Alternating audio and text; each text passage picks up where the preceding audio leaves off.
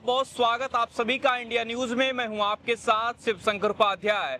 बिहार में एनडीए की प्रचंड जीत की चर्चा हर तरफ हो रही है, लेकिन इसके साथ महागठबंधन की करारी हार को लेकर अब लगातार चर्चा हो रही है और उन्हीं हार की 5 वजहों पर आज विस्तार से चर्चा करेंगे और जानेंगे कि आखिर क्या कुछ कारण रहा है जिसकी वजह से महागठबंधन को इतनी करारी हार मिली है। हमारे सहयोगी अभिषेक सर हमारे साथ में हैं। सर बहुत स्वागत आपका। महागठबंधन की जो करारी हार हुई है बिहार चुनाव में, उसका 5 पॉइंटर में अगर जो है विस्तार से चर्चा करें तो सबसे पहला कारण क्या आपको समझ में आ रहा है कि हिंदू विरोधी जो बयान दिया गया उनके नेताओं की तरफ से, खासकर खेसारी को लेकर, क्या उसका असर आपको लगा कि जो करारी हार मिली? देखिए, कहते हैं ना कि आदमी जब गलती करता है तो उसे सीखना चाहिए। इंडी गठबंधन बना था 2024 के लोकसभा चुनाव में, उन्होंने भी यही काम किया था। कांग्रेस पार्टी ने अयोध्या जाने से इनकार कर दिया था, राहुल गांधी ने वो 22 जनवरी में प्राण प्रतिष्ठा के दौरान नहीं गए थे जी। नतीजा सारी विपक्ष की पार्टियां मिल गई, कांग्रेस पार्टी कहां तक पहुंची? 99 सीटों तक बिल्कुल। पहुंची। अब आपने खेसारी का नाम लिया, यही बात ले लीजिए आप आकर बिहार में। खेसारी ने क्या बयान दिया कि मंदिर से क्या होता है, मंदिर बनाने से कुछ नहीं होता है, अस्पताल बनाने चाहिए, विद्यालय बनाने चाहिए, ये करना चाहिए, वो करना चाहिए। भाई, अगर आप राम के देश में राम के खिलाफ अगर आप बयानबाजी करेंगे जी, राम भक्तों का अगर आप विरोध करेंगे, राम भक्तों के अगर आप खिलाफ जाएंगे तो आपको ऐसे ही नतीजों का सामना करना पड़ेगा। ये देश देखिए भावनात्मक देश है। राम को महापुरुष इस देश में क्यों कहा जाता है? क्योंकि उनके मूल्यों पर हम चलते हैं। बिल्कुल। रही बात राम मंदिर की, तो 1.5 लाख से 2 लाख लोगों को रोजगार देने का काम राम मंदिर ने किया है। 400 करोड़ रुपए का टैक्स सरकार को देने का काम किया है और हर महीने 10 से 20 हजार नए रोजगार उत्सर्जन राम मंदिर से हो रहे हैं। 20 करोड़ से ज्यादा लोग राम मंदिर में दर्शन कर चुके हैं। ये बताता है कि राम मंदिर से कैसे उत्तर प्रदेश की अर्थव्यवस्था को एक बूस्ट मिला है। पैसे का जो साइकिल है वो किस तरीके से बना है, ये सब पैसा खर्च होगा तभी तो किसी भी प्रदेश की, किसी भी देश की जो अर्थव्यवस्था है वो बूम करेगी। इस बात को समझ नहीं पाए तेजस्वी यादव, भी इस बात को समझ नहीं पाए। खेसारी लाल यादव के बयान की अगर वो निंदा भी कर देते, वो ये भी कह देते कि वो उनका पर्सनल बयान है, तो शायद ये नुकसान सिर्फ खेसारी लाल यादव की सीट तक ही रह जाता, पूरे बिहार में नहीं होता। लेकिन खेसारी लाल यादव को लगा कि एक बहुत बड़े स्टार हैं भोजपुरी के, बहुत बड़ी फैन फॉलोइंग है, वो फैन फॉलोइंग गाने सुनने में, मूवी देखने में हो सकती है, लेकिन जब वोट करने की बारी आती है तो बिहार का जो मतदाता है वो बहुत सोच समझकर वोट करता है। और यहाँ ये भी ध्यान रखिए कि जो कहा जा रहा है जो पंडित हैं राजनीति के कि जो 10,000 रुपए महिलाओं के खाते में डाले गए, वो एक बहुत बड़ा फैक्टर रहा नहीं। वो एक फैक्टर नहीं रहा, वो एक छोटा सा फैक्टर जरूर हो सकता है, लेकिन बिहार की जनता ने विकास पर वोट दिया है। जो पिछले 5 साल में 20 से 25 के कार्यकाल में नीतीश सरकार में जो देखा है और जो हुआ है उस पर वोट किया है। राम विरोधी बयान देकर कांग्रेस पार्टी आज हाशिए पर है।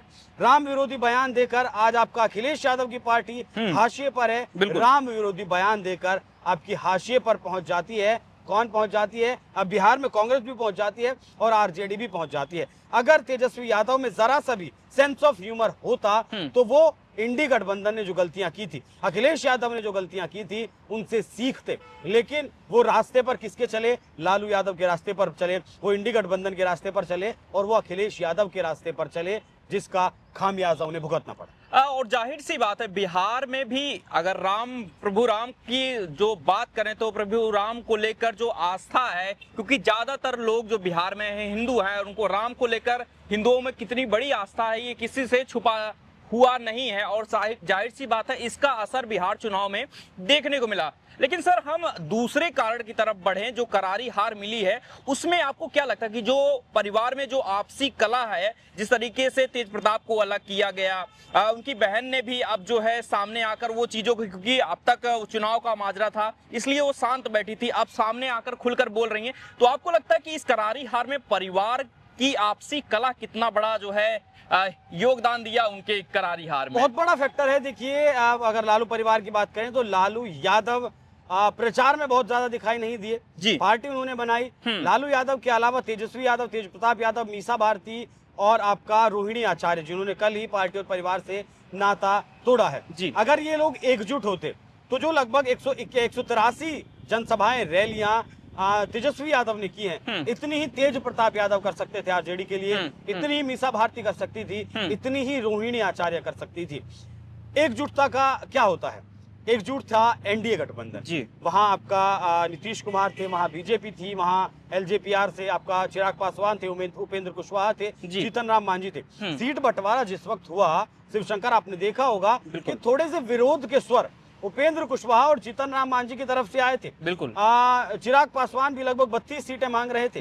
कई सीटें ऐसी थी जहां नीतीश कुमार ने को सिंबल देना था, लेकिन वो सीटें बीजेपी की तरफ से या फिर गठबंधन की तरफ से चिराग पासवान को दी गई थी, लेकिन नीतीश कुमार ने वहां वो बात नहीं मानी और वहां अपनी पार्टी का सिंबल दिया और जीत भी हासिल की। गृह मंत्री अमित शाह 7 दिन तक बिहार में रहे।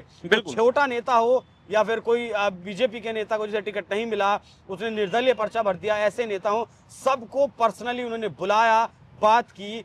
जो निर्दलीयों ने पर्चे भरे थे उन्हें रखवाया और जो गठबंधन में थोड़ी बहुत तकरार थी उसे उन्होंने खत्म करने का काम किया। नतीजा क्या हुआ कि सभी पार्टियों ने एक साथ ट्विटर पर डाला कि सीट शेयरिंग हो गया है।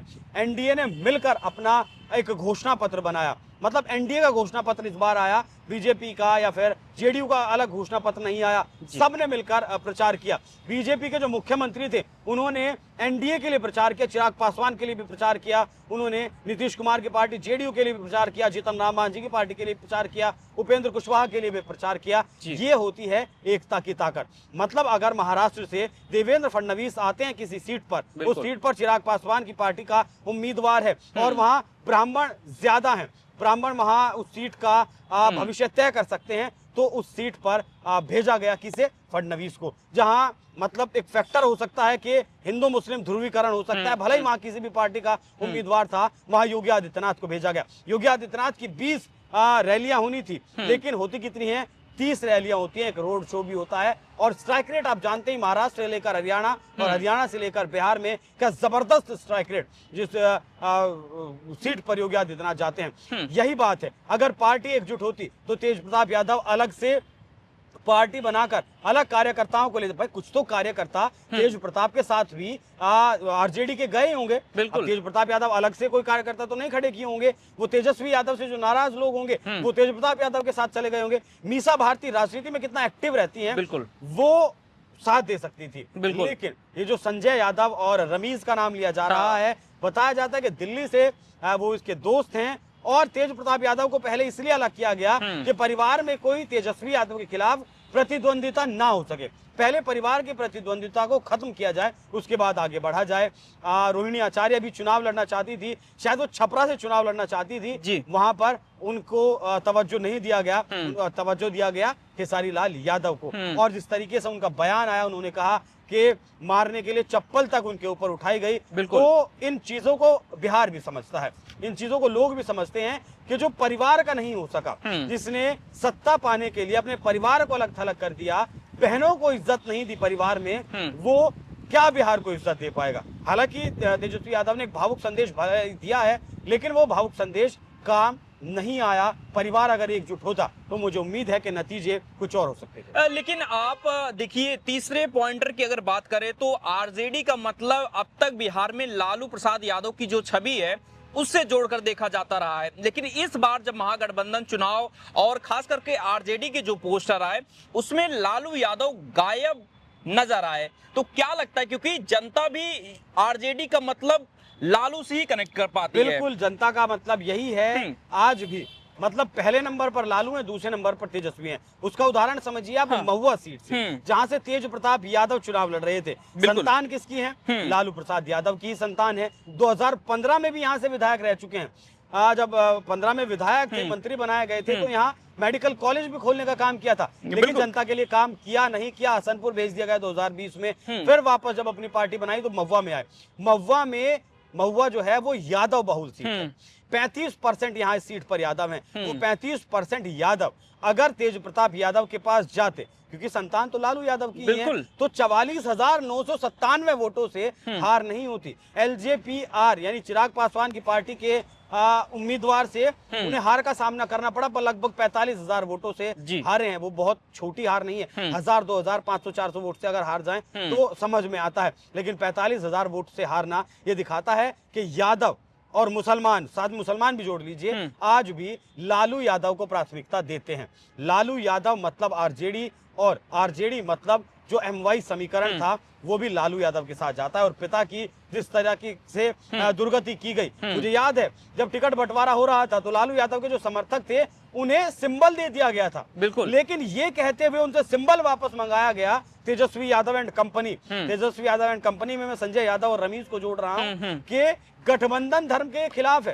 कांग्रेस पार्टी ने विरोध किया कि जब सीट शेयरिंग अभी तक नहीं हुई है तो कैसे सिंबल बांट दिए गए। भैया आप 143 सीटें लेने वाले हैं और कुछ 5-7 सिंबल अगर बांट दिए गए लालू यादव की तरफ से तो उन्हें वापस मंगाने का कोई मतलब नहीं होता है। यहाँ फिर मुसलमानों को भी दिखाना था कि अगर आप हमारे नहीं है, आप हमारे लालू यादव को साथ लेकर नहीं चल सकते तो फिर हम भी आपके साथ नहीं चलने वाले। तो जाहिर सी बात है लालू यादव को पोस्टर से गायब करने का मतलब हुआ कि आरजेडी जो है बिहार से गायब होने के कगार पर आ गई। 15 जिलों से गायब हो गया महागठबंधन, बिल्कुल 15 जिलों में कोई सीट नहीं मिली है। इतना समझ में आ गया कि आरजेडी से जिस तरीके से लालू प्रसाद यादव को गायब किया गया उसी तरीके से आरजेडी जो है अब गायब होते हुए नजर आ रही है तेजस्वी के सुपुर्दगी में। अब इसके बाद आगे एक मुख्य कारण पे बढ़ते हैं। एक लंबे समय से बीजेपी इंतजार कर रही थी कि राहुल गांधी कब बिहार में आए, वो प्रचार प्रसार करें। वो तो ब्रांड एम्बेसडर मानते हैं बीजेपी का। आपको क्या लगता है कि राहुल गांधी जब आए और उन्होंने छठी मैया को लेकर जिस तरीके से कमेंट किया, नौटंकी बता दिया, पीएम मोदी को कहा कि वोट के लिए वो नचनीय भी बन जाएंगे, इनका कितना असर आपको दिखता है? मोदी और नीतीश कुमार की स्वीकार्यता बिहार में है जी। मोदी नीतीश की जोड़ी ने कमाल करके जो दिखाया है उसका नतीजा आपको दिख रहा है। हाँ। देखिए, स्वीकार्यता होती किसी भी नेता की क्रेडिबिलिटी होती है। लोकसभा चुनाव में 1-1 लाख रुपए, शायद 1-1 लाख रुपए की रकम देने की बात कांग्रेस पार्टी की तरफ से कही गई थी, लेकिन क्रेडिबिलिटी पर सवाल उठते हैं, बिल्कुल, क्योंकि मोदी ने करके दिखाया था।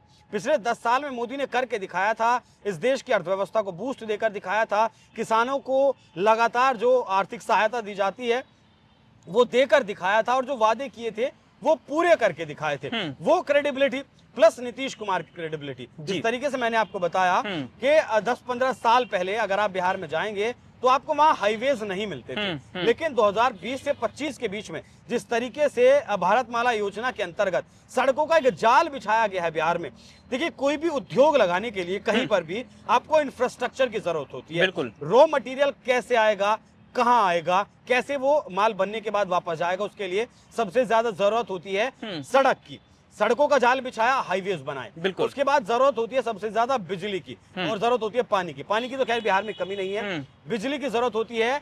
बक्सर में अभी 1.3 गीगावाट का एक प्रोजेक्ट शुरू किया गया है, 2.4 गीगावाट का एक प्रोजेक्ट अडानी के साथ में मिलकर शुरू किया गया है। तो ये इंफ्रास्ट्रक्चर खड़ा जब किया गया और बिहार की जनता ने जब वो देखा, जमीन पर उन्होंने देखा, घर घर बिजली पहुंचाने का काम किसने किया? नीतीश कुमार ने किया, क्यों? नीतीश कुमार ने करके दिखाया था।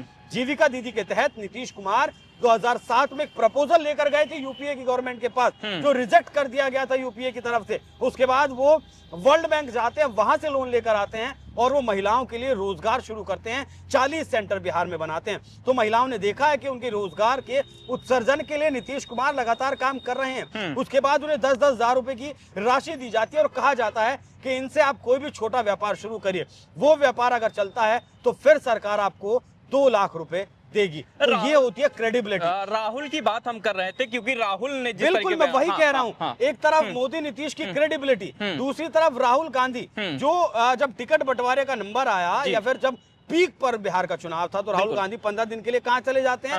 विदेश में यात्रा करने चले जाते हैं।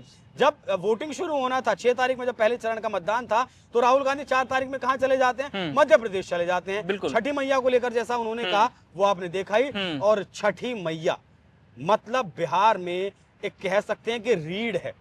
मतलब ये नहीं कह रहा हूं मैं कि दिवाली को कमतर आंकते हैं, लेकिन दिवाली से भी ज्यादा अगर वो मानते हैं, मनाते हैं। मतलब बिहार का लोग अगर कहीं भी देश के हिस्से में है तो वो अपनी नौकरी छोड़ सकता है, लेकिन छठ की पूजा वो नहीं छोड़ सकता। बिल्कुल, ऐसे में राहुल गांधी का बयान देना वो क्रेडिबिलिटी पर सवाल उठाता है। क्रेडिबिलिटी बिहार में राहुल गांधी की नहीं है, तेजस्वी यादव की नहीं है। नतीजा आपके सामने। राहुल गांधी एक सीरियस पॉलिटिशियन नहीं है, वो बिहार को नहीं समझ पाए, और जब वो बिहार को नहीं समझ पाए तो बिहार की जनता ने भी उन्हें समझने का मौका नहीं दिया। लास्ट पॉइंटर की तरफ बढ़ते हैं। जिस तरीके से आरजेडी के मुखिया तेजस्वी ने इस बार जो है मल्लाह समाज से आने वाले मुकेश साहनी को डिप्टी सीएम का उम्मीदवार घोषित कर दिया, उसके बाद से मुसलमान समाज में जो है नाराजगी बढ़ गई और उन्होंने भी अपनी हिस्सेदारी की मांग कर दी।